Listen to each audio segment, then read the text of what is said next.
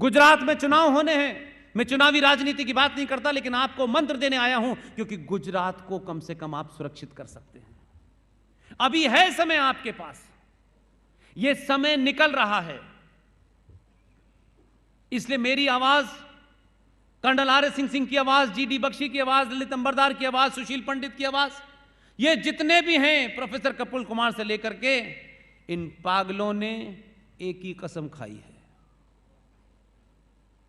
हम अपनी बात को पूरी निडरता से रखेंगे और किसी पार्टी और किसी संगठन के दफ्तर के चक्कर नहीं काटेंगे। मैं यहां हूं इस वक्त, सुशील पंडित कहीं हैं, आर.एस.एन. कहीं हैं, हम 24 आवर हैं। इसलिए हमको इस बात की चिंता नहीं है कि नेतागिरी करने पे हम उसके घर जाएंगे, जो मर गया है उससे वोट मिलेंगे इसलिए उसके यहां जाएंगे। 5 मार्च को मेरा प्रोग्राम निर्धारित है। मैं भी झारखंड में जिस पांडे बच्चे की निर्मम हत्या जिहादियों ने की है, उसके घर जाऊंगा। मेरे पास करोड़ों रुपया नहीं है, मेरे पास 1000 रुपए भी नहीं है, लेकिन मेरे जाने से अगर उस परिवार को ताकत मिलती है तो मैं जाऊंगा। लेकिन जो ठेकेदार हैं वो क्यों नहीं जाते हैं? बहुत करोड़पति हैं, जाएं उनके घर में पूछें कि बेटा आपका मर गया, उसे वापस नहीं ला सकते।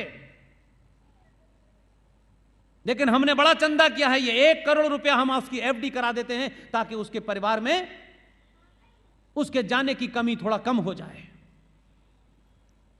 ताकि समाज को पता चले कि अपने राष्ट्र के लिए, अपने सरोकारों के लिए, परंपराओं और आस्थाओं के लिए लड़ते लड़ते अगर आप मर जाएंगे तो समाज आपके पीछे खड़ा है।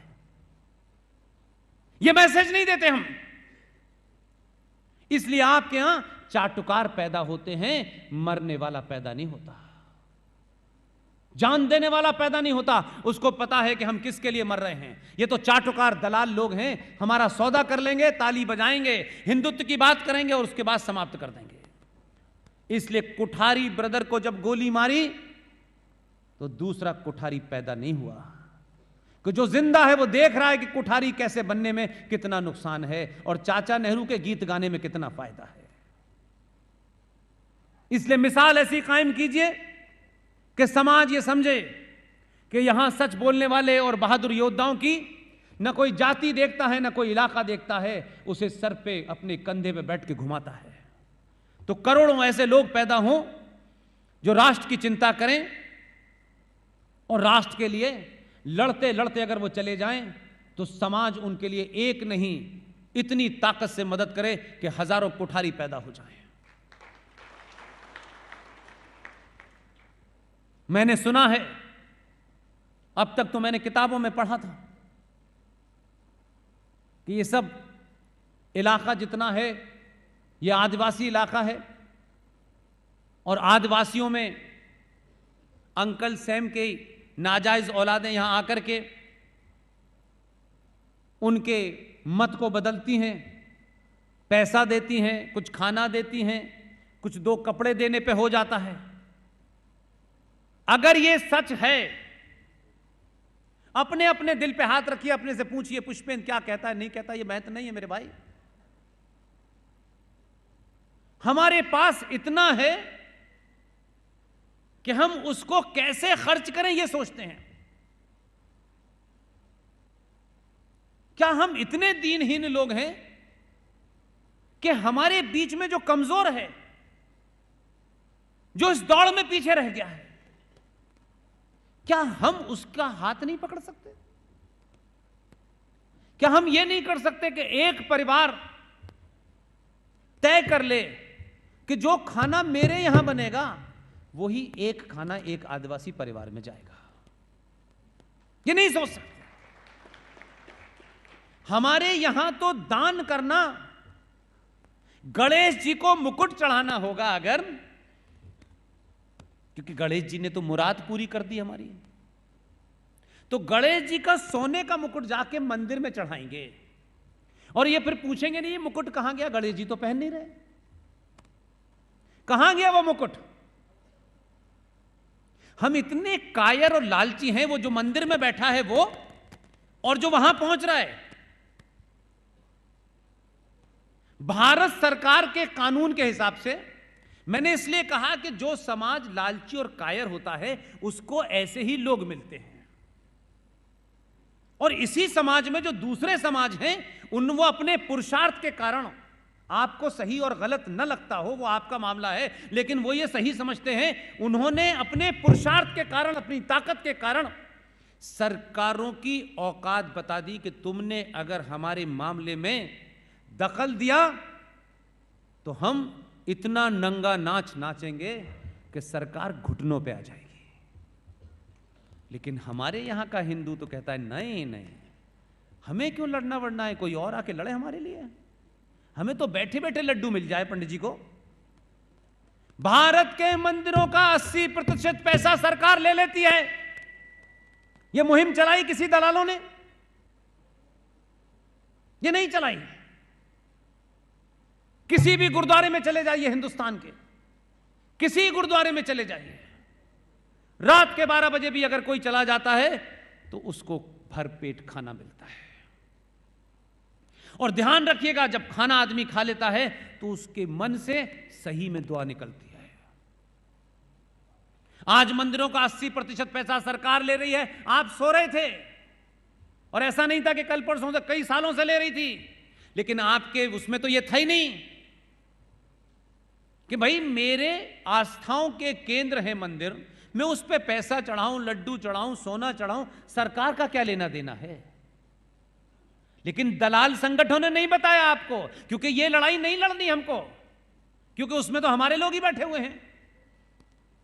तो यहां से लेके अमेरिका और अफगानिस्तान सब जगह तक पैसा चढ़ रहा है। उस पैसे का प्रयोग हो कहां रहा है।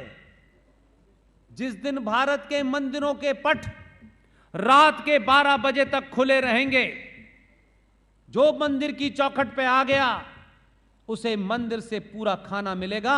इस देश में एक भी दलित नहीं बचेगा, एक भी पिछड़ा नहीं बचेगा, कोई नहीं बचने वाला। लेकिन यह मांग हमने नहीं लड़ी। ऐसी बात क्यों कि अगर आप कमजोर रहेंगे तभी वो दलाली कर पाएंगे। आप मूर्ख रहें, कमजोर रहें, डरपोक रहें, इसका प्रबंध किया जा रहा है। इसका प्रबंध नहीं किया जा रहा कि 90 करोड़ में से लोग बहादुर बने। मैंने कभी अपने डिस्कोर्स में नहीं कहा कि किसी के खिलाफ हथियार उठाओ। मैंने इतना जरूर कहा है कि परशुराम भी 24 घंटे हाथ में फरसा रखते थे, और फरसे से उन्हें केला नहीं काटना था। इसलिए भगवान राम, जिसकी कथा बड़े सारे लोग सुनाते हैं, मैं अभी वृंदावन में गया, मेरी मजबूरी यह है कि डाइस पे किसने बुलाया है और नीचे कौन सुनने आया है। मैं अपने उद्बोधन में इन दोनों चीजों का कतई ख्याल नहीं रखता। जिन्होंने बुलाया है उन्होंने बहादुरी का काम किया है, और जो सुनने आए हैं इसलिए कि जिन्होंने बुलाया है उनका किससे संबंध है, इसलिए मैं आपसे अच्छी अच्छी बातें करूं। हम सबका साथ, सबका विश्वास। हमारा डीएनए एक है, ये भी हमारे हैं, वो भी हमारे हैं। महाभारत में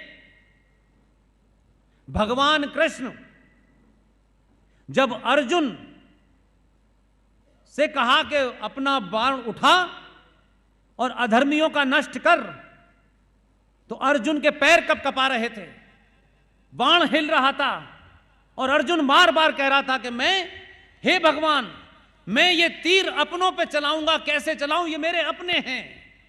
अर्जुन को श्री कृष्ण ने क्या कहा, हे अर्जुन,